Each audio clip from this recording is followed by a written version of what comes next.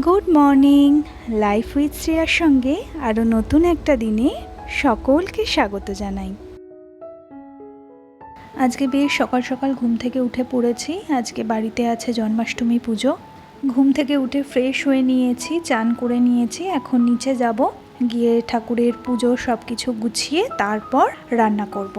আজকে সকাল থেকেই দেখছি নিচের ছাদের গাছগুলোয় বেশ অনেকগুলোই ড্র্যাগন ফ্রুট হয়েছে, তবে গাছের ফুলগুলো এখনও ফুটেনি। হয়তো 2-3 দিনের মধ্যেই ফুলগুলো ফুটে যাবে। যদি কিছুদিন আগে গাছে ফলটা হতো তাহলে আজকে গাছের ফল দিয়েই ঠাকুরকে পুজো দিতাম। আস্তে আস্তে পুজোর সব জিনিসগুলো নিচে নিয়ে এসে রাখছি। আজকে নিচের ঘরেই পুজো হবে, ভাইয়ের ঘরে। দাঁড়ান, আগে চট করে আলপনাটা না দিয়ে নিই। চালটা আমি একদিন আগেই জলে ভিজিয়ে রেখেছিলাম যাতে ভালো করে নরম হয়ে যায় আর দিতে কোনো অসুবিধা না হয়। এরমভাবে একটু অল্প করে আলপনা দিয়ে দিচ্ছি। তবে আলপনা দেওয়ার জন্য ঠাকুরের কাছে যে তুলোটা থাকে সেটা না শেষ হয়ে গেছিলো। অনেক জায়গায় দেখেছি অনেকে স্টিকার ব্যবহার করে পুজোর সময়, কিন্তু বাড়ির বড়রা বলে যে আলপনা নাকি চালের গুঁড়ো দিয়ে দেওয়াই শুভ। তাই জন্য আমি চালের গুঁড়ো দিয়েই আলপনা দিই। তবে একটু হাতের সময় নিয়ে যদি চালের গুঁড়ো দিয়েও ডিজাইন করা যায় তাতেও কিন্তু বেশ সুন্দর লাগে দেখতে। তবে আমি অতটা না চালের গুঁড়ো দিয়ে ভালো ডিজাইন করতে পারি না, তাই ওই যতটুকু পারি ততটুকুই চেষ্টা করছি। এই পুজোর দিনগুলো এলে যখন একা একা কিছু করতে হয় তখন সেই ছোটবেলার কথাগুলো না খুব মনে পড়ে। ছোটবেলায় মামার বাড়িতে না খুব বড় করে সরস্বতী পুজো হতো। আগের দিন থেকে মাসিরা, মাসির মেয়েরা, ছেলেরা সবাই মিলে আমরা একসাথে সারা রাত জেগে ঠাকুরের কাজ করতাম। আমি এখন নো ফেস ব্লগ করছি।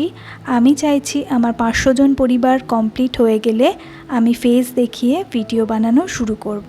আর আমার দিনের ছোট বড় মুহূর্তগুলোকে আমি আপনাদের সামনে তুলে ধরব। যদি আপনাদের আমার ভিডিও ভালো লেগে থাকে তাহলে আমার চ্যানেলটাকে সাবস্ক্রাইব করে বন্ধুদের সঙ্গে শেয়ার করে দিন। পুজোর যা গোছানোর মোটামুটি গুছিয়ে চলে এসেছি রান্না করতে, কারণ পুজো হবে সন্ধেবেলা। আজকে বাড়িতে সবাই নিরামিষ খাচ্ছে, তাই আজকে বানানো হচ্ছে লুচি আর আলুর দম। আলুর দমের মশলাটা এখানে কষিয়ে নিচ্ছি তাড়াতাড়ি করে। পুজোর সব কিছু গোছাতে গোছাতে আজকে একটুখানি লেট হয়ে গেছে রান্না করতে, তাই একটু তাড়াতাড়ি করছি।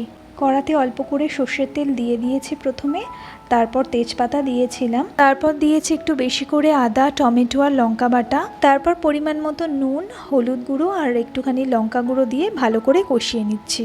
ব্যাস, মোটামুটি কষানো হয়ে গেছে। এবার আগে থেকেই আমি আলুগুলো সেদ্ধ করে রেখেছিলাম, ওই সেদ্ধ আলুগুলো আমি এর মধ্যে দিয়ে দেবো এবার।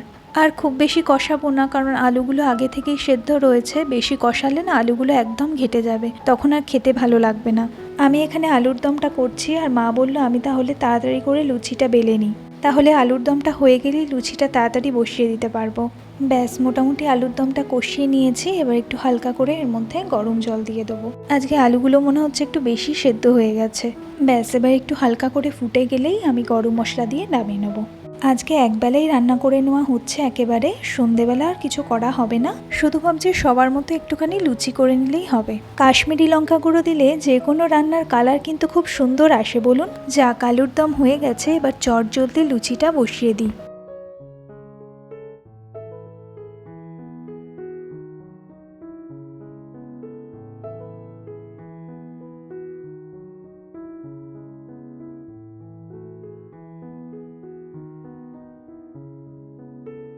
আলুর দম হয়ে গেছে, এখানে লুচির জন্য কড়া বসিয়ে দিয়েছি। একে একে লুচিগুলো এবার মা ভেজে নিচ্ছে। ছোটবেলায় যখন মামার বাড়িতে জন্মাষ্টমী পুজো হতো, প্রত্যেক বছর দিদা অনেক তালের বড়া, অনেক নাড়ু সব কিছু নিজে হাতেই বানাতো। দিদার হাতে সেই তালের বড়া আর নাড়ুর স্বাদ এখনও মনে পড়ে। তবে আমি চেষ্টা করলে হয়তো ওরম স্বাদের তালের বড়া আর নাড়ু নিজে বানাতে পারবো না কোনোদিন। এখন তো সব কিছু দেখছি দোকানেই রেডিমেড পাওয়া যাচ্ছে। এখন দুপুরের খাবার খেয়ে একটু শুয়ে নিয়ে আবার বিকেলে পুজো আছে। এখন সন্ধেবেলা নিজের মতো করে একটু পুজো করলাম আর আপনাদের সঙ্গে শেয়ার করলাম যে আমি কেমনভাবে জন্মাষ্টমী পুজো করি।